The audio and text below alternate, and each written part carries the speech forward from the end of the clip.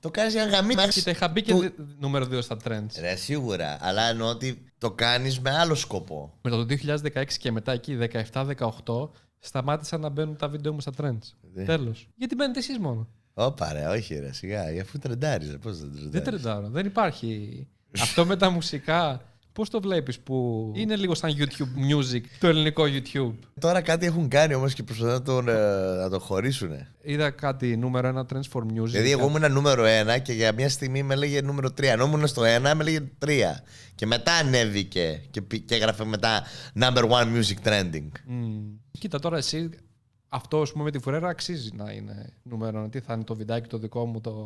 Αλλά απ' την άλλη, δεν βλέπεις τα 5 πιο hot. Βλέπεις 40, ας πούμε, κομμάτια μέσα.